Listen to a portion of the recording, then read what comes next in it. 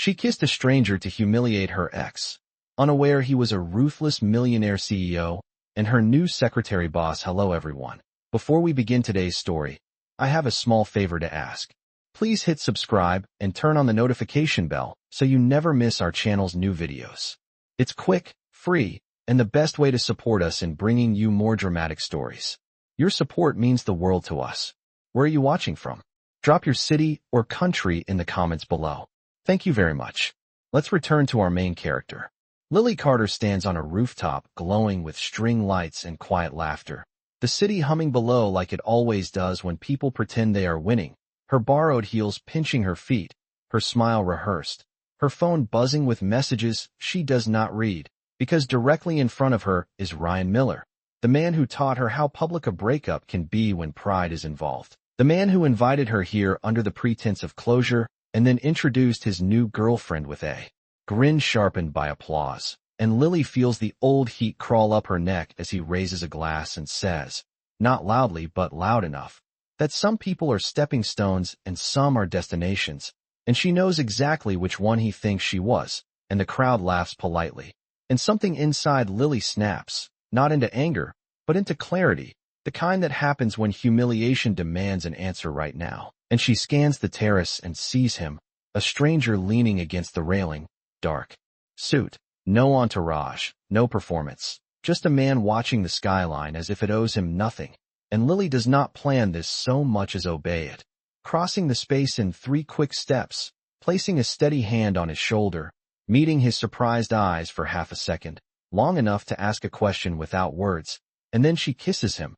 A single decisive kiss meant to be a message, not a promise. And the terrace goes silent in the way rooms do when something irreversible has happened, and the stranger stiffens and then, to her shock, responds with calm gravity, his hand resting at her waist as if this is the most natural place for it to be, and Ryan's smile collapses into disbelief.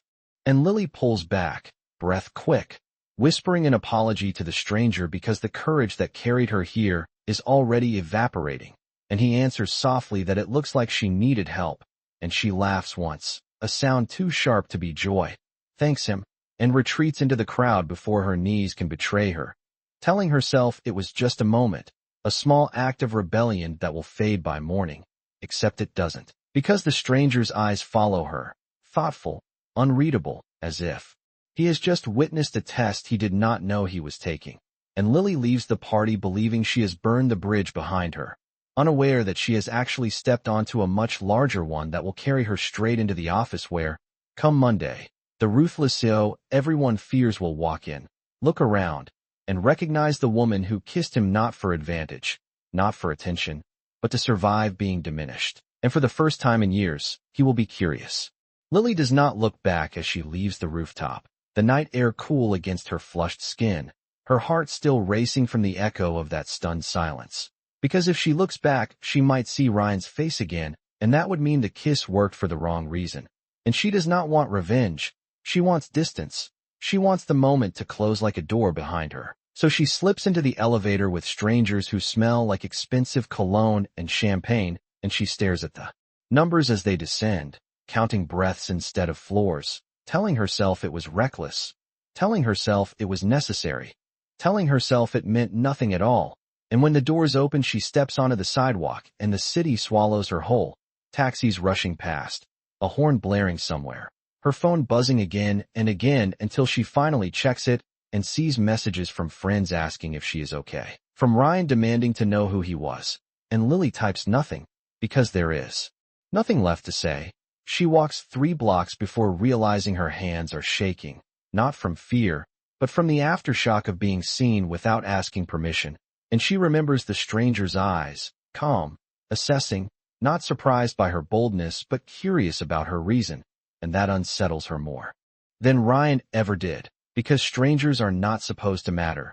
She rides the subway home standing between a nurse finishing a double shift and a teenager scrolling through videos, and life feels suddenly ordinary again, like the universe correcting itself, and by the time she reaches her apartment, she has decided the kiss will live exactly where it belongs, in a sealed compartment labeled bad ideas that worked once. She showers, scrubbing off the scent of the party, replaying the moment she said sorry, and he said it looked like she needed help. The way he did not ask her name.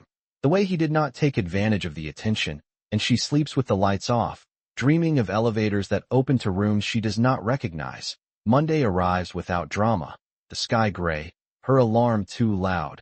Lily dressing carefully in the one blazer she owns that still fits like ambition instead of desperation. Today is her first day at Blackwood Holdings, the job she fought for, the job that is supposed to be proof she is more than someone's almost. She rides up 40 floors and rehearses professionalism in her head, reminding herself that the company is known for precision, that the CEO is known for being ruthless, that mistakes are remembered longer than achievements. And when she steps onto the executive floor, she feels it immediately. The tension, the quiet confidence, the unspoken rules. Vanessa Cole barely glances up as she hands Lily a temporary badge and a stack of orientation forms, her smile thin, assessing. Lily senses the hierarchy before it is explained. She takes her seat at an empty desk and focuses on breathing, on learning names, on earning space, until the murmur changes, until conversations pause, until someone says he is here, and Lily looks up expecting a face she does not know, a symbol more than a person. But the man who walks through the glass doors stops her breath mid-inhale. Dark suit, steady stride, the same presence from the rooftop, now sharpened by authority, and she understands all at once, not with panic but with clarity, that the stranger she kissed to survive humiliation is the man who will define her future here. And as he looks around the room, his gaze meets hers, just briefly, long enough to acknowledge memory without reacting to it. And Lily realizes. The kiss did not end at the party. It followed her here, quietly, waiting.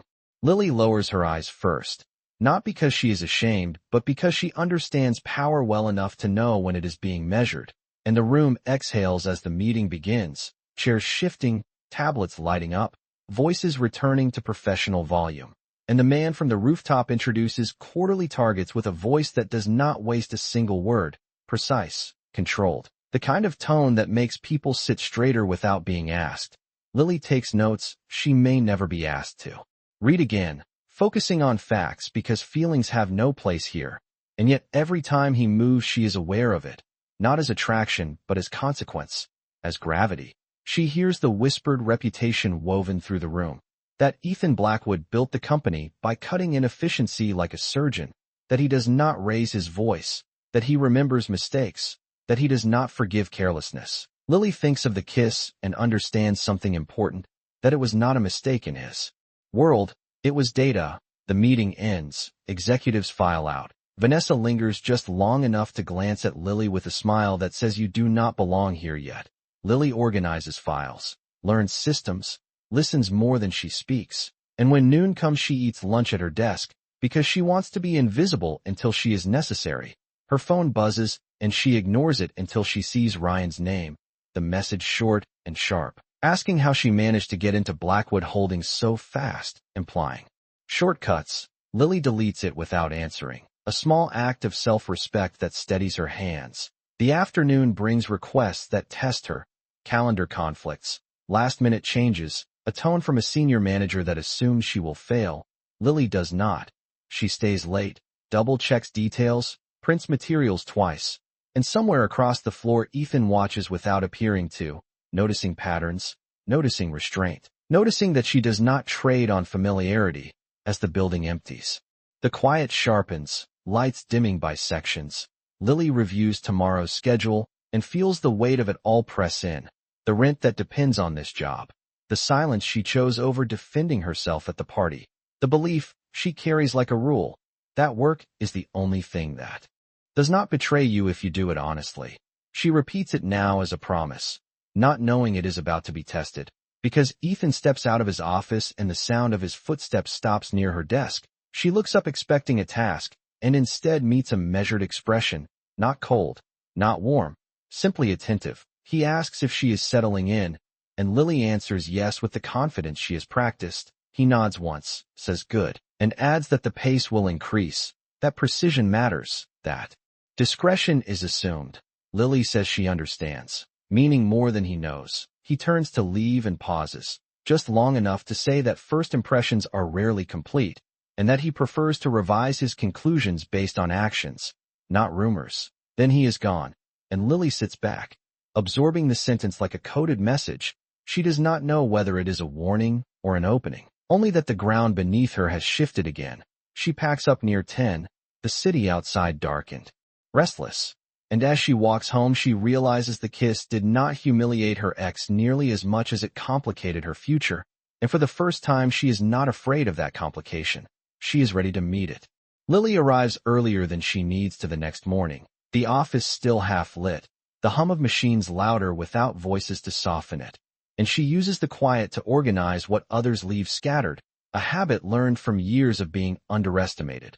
Because order is a language that earns trust faster than charm.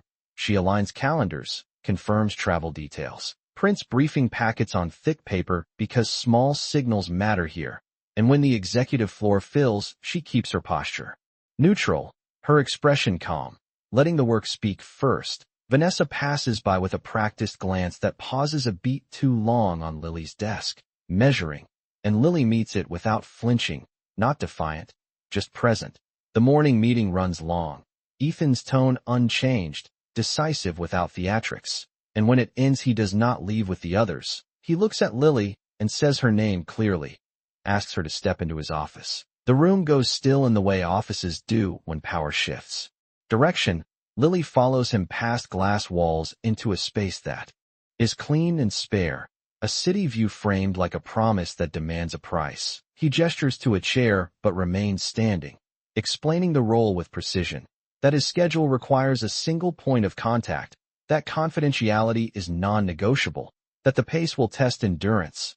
Lily listens, answers when asked, confirms details without offering opinions she has not earned yet.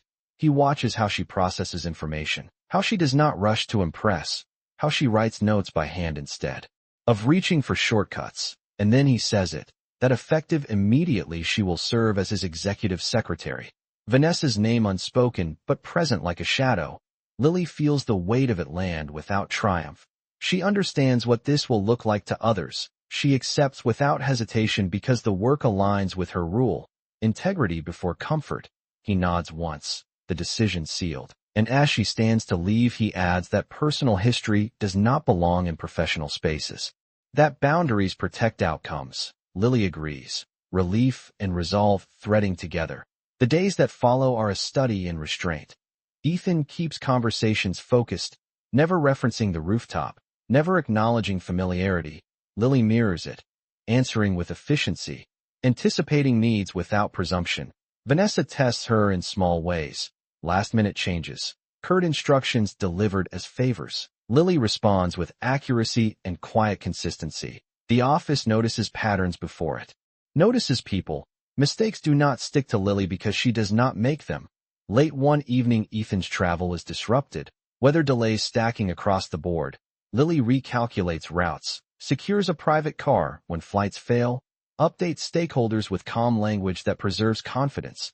When Ethan reviews the outcome, he simply says good, a single word that carries more weight than applause. And in that moment Lily understands that trust here is built not by charm, but by removing friction. She leaves after 10, the city reflecting in the glass, her phone buzzing again with Ryan's name. She silences it without opening the message, choosing the present over the noise of explanations she does not owe. As the week closes, Ethan pauses at her desk, thanks her for the work, not as praise but as acknowledgement. Lily returns it with a nod. And when he walks away, she realizes the distance between a stranger and a boss is narrower than she thought, not because of the kiss, but because of the choice they are both making to let actions define what comes next. Lily learns quickly that proximity to power attracts noise, and by the second week the whispers have shape, glances that linger a fraction too long, questions framed as concern, Vanessa's tone sweetened with implication. Lily keeps her responses factual. She documents decisions, timestamps approvals, keeps a clean trail because clarity is armor. Ethan notices without comment, assigning her tasks that require judgment under pressure. A confidential board packet here, a delicate reschedule there. Each one a quiet test of discretion, and Lily passes them by doing less, not more, by never assuming access equals entitlement. The real test arrives on a Thursday afternoon when Ryan appears unannounced at reception, polished smile, practiced charm, asking to see Ethan about a partnership opportunity that does not exist. Lily intercepts him with professional courtesy, confirms there is no appointment, offers to schedule through proper channels. Ryan lowers his voice, shifts tactics, congratulates her on landing so close to the top, asks if she wants to catch up, suggests that people will talk. Lily feels the old heat rise, but keeps her posture neutral, states policy, repeats procedure, declines the personal invitation without apology. Ryan smirks and says he will mention their history to Ethan directly, a threat dressed as honesty. Lily thanks him for stopping by and escorts him out, documenting the interaction with calm precision. When Ethan reviews the log later, he asks one question, whether Ryan was offered access. Lily answers no. The matter ends there. Vanessa watches the exchange from across the floor, filing the outcome away. Later that day, a scheduling conflict erupts minutes before a video conference with investors. A file is missing, a link is broken, voices sharpen. Lily isolates the failure, reroutes the presentation, speaks only when needed. The call proceeds without delay. Afterward, Ethan closes his door and calls Lily in. He asks how she handled the interruption at reception, not accusing, measuring. Lily explains with facts, produces the record, does not editorialize Ryan's intent. Ethan listens, then says that many people mistake proximity for permission, that they test boundaries hoping for cracks. He adds that he prefers people who protect the work over their image. Lily nods, understanding the compliment hidden inside the standard. The office shifts after that, not dramatically, but enough. Tasks flow through Lily. With trust, Vanessa's challenges become procedural instead of personal. Ryan's messages stop when his inquiries are routed into silence. One evening, as the city dims outside the glass, Ethan pauses by Lily's desk and asks if she stayed late because she felt she had to or because she chose to. Lily answers honestly that she chose to finish what she started. He considers this, then says that choice matters here, that ambition without discipline burns out quickly. Lily absorbs the sentence, recognizing another quiet alignment. She leaves the building lighter than usual, aware that the real humiliation was never the kiss or the party. It was the assumption that she would trade integrity for relief, and the realization settles with steady confidence that she will not. Lily notices the shift before anyone names it, not in favors or softness, but in the way Ethan begins to ask how she arrived at a solution instead of simply approving it. The question's precise, curious, as if he is mapping her thinking. And one night, the building empties faster than usual after a long board session that leaves the air thin and the lights dimmed to after hours. Lily stays to finalize a briefing for the morning, aligning figures, checking footnotes, the city outside a grid of quiet motion. And when Ethan steps out of his office, he does not announce it. He just stands for a moment as if listening to the rhythm of work continuing. He asks if she needs anything before he leaves, and Lily answers no, then hesitates, corrects herself, asks for 5 minutes to confirm a data source. He nods and waits without sitting, watching how she verifies rather than assumes. When she finishes, he says thank you and turns to go, then stops, not facing her, and says that people often confuse control with clarity, that he built this company by removing noise, not by adding force. Lily hears the admission for what it is, a line drawn around something personal without crossing it. She responds carefully, says that noise usually comes from fear of being seen clearly. Ethan considers this, then asks her why she kissed a stranger at a party full of witnesses. The question lands gently, without accusation. Lily feels her pulse steady instead of spike.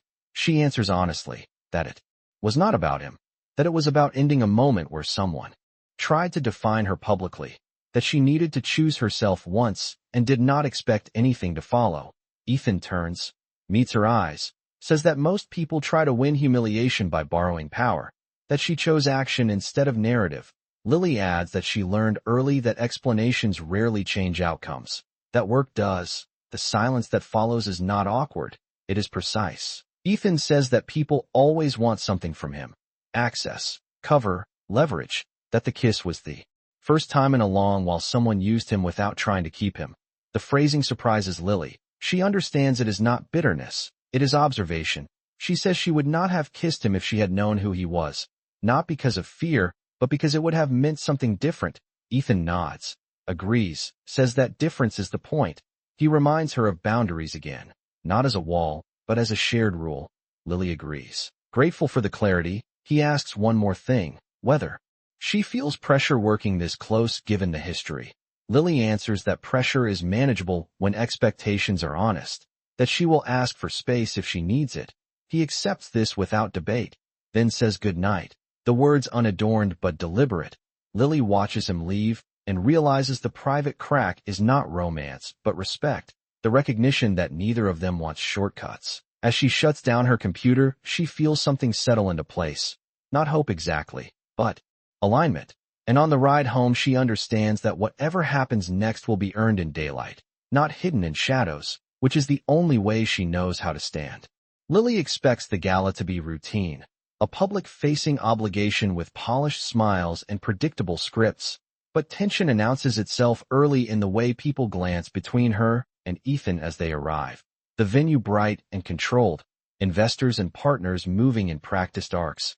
Lily managing timing and introductions with quiet efficiency, Ethan composed, attentive to the room. And then Ryan appears where he should not be, badge secured through a minor sponsor, confidence inflated by borrowed access. Lily spots him across the floor and adjusts routes. But Ryan intercepts a conversation near the bar, voice pitched just loud enough to carry, congratulating Ethan on his recent performance while casting a sideways look at Lily that implies familiarity.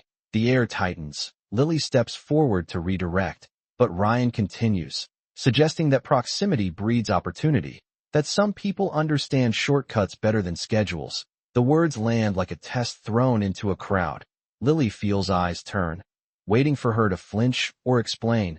She does neither. She states the agenda item, offers to escort Ryan to the appropriate contact. Professional and contained, Ryan laughs lightly and says there is no need, that he will tell everyone how they met, how a kiss can open doors. The room quiets into a thin line of expectation. Ethan does not raise his voice. He does not move quickly. He places a glass down with intention and addresses the group. Says that rumors thrive where accountability is absent, that he prefers facts. He states plainly that Lily's role was earned through performance, that boundaries were observed, that any implication otherwise is incorrect. He adds that attempts to leverage personal history to gain influence are disqualifying here. Ryan protests with a smile that no longer convinces, implying favoritism. Ethan answers with structure, listing dates, deliverables, outcomes Lily achieved that improved operations, each point a brick laid carefully. The room recalibrates. Ryan's posture shifts as his story collapses under specifics. Ethan concludes that the event is not a marketplace for insinuation and invites everyone to return to the program. The music resumes. Conversations restart with relief. Security quietly repositions Ryan away from decision-makers without spectacle. Lily exhales only after the crowd disperses, her hands steady, her face composed. Ethan turns to her and asks if she is all right. Lily answers yes, meaning it, because dignity has been defended without noise. Later, in a quiet corridor, Ryan approaches once more, his tone sharpened by embarrassment, accusing Lily of using him as a ladder. Lily responds evenly that ladders are built, not borrowed, and that she chose work over explanation. She walks away before he can reply. The night settles back into rhythm. Ethan thanks Lily for maintaining professionalism, then adds that public clarity matters, that silence can be mistaken for consent. Lily agrees, understanding the balance he chose, neither hiding nor sensationalizing. As the gala ends and they step into the cool night, Lily recognizes the shift is complete, the kiss no longer a rumor but a resolved data point, and the future no longer something that happens to her, but something she is actively shaping. The days after the gala settle into a cleaner rhythm, quieter but heavier with consequence, and Lily feels it in the way meetings start on time, in the way agendas hold, in the way her inbox fills with requests that assume competence rather than proximity. Ethan calls her into his office late one afternoon and closes the door, not as a shield but as a signal that the conversation requires precision. He says that attention follows clarity and that clarity carries cost. He outlines options, without drama, offering to reassign her to a different reporting line to avoid speculation, to formalize protocols that would reduce exposure, to protect outcomes by reducing optics. Lily listens carefully, weighing the trade, understanding that protection can feel like erasure if it is not chosen. She asks one question, whether the reassignment is about performance or perception. Ethan answers honestly that it is about perception. Lily nods and says she will not move to make others comfortable. With assumptions they refuse to test, she adds that she values the work and the standard, not insulation. Ethan accepts this without argument, then asks what she needs to continue effectively. Lily says transparency and structure, nothing more. Ethan agrees, and the choice is made without sentiment. The following week he announces a company-wide reorganization focused on accountability and clear lanes, roles defined, escalation paths documented, performance metrics published. The change removes ambiguity rather than people. Lily's position remains intact, visible and earned. The office recalibrates again, not with whispers but with process. Vanessa adapts or fades into procedure. Ryan's name stops circulating altogether. One evening, Ethan invites Lily to review a long-term initiative after hours. Not dinner, not drinks, just work and a walk through a draft that aligns values with outcomes. As they finish, he asks if she regrets the kiss now that it set all this in motion. Lily considers, then says she regrets nothing that required courage. Only moments she chose silence over self-respect. Ethan listens, then says that leadership is choosing the cost you can live with, not the comfort you cannot defend. He adds that he is glad she stayed. Lily answers that she stayed because the work deserved it, and because boundaries held. The city outside reflects their silhouettes in the glass. Two figures aligned by standard rather than impulse. When Lily leaves, she feels lighter, not because something romantic has been promised, but because something solid has been built.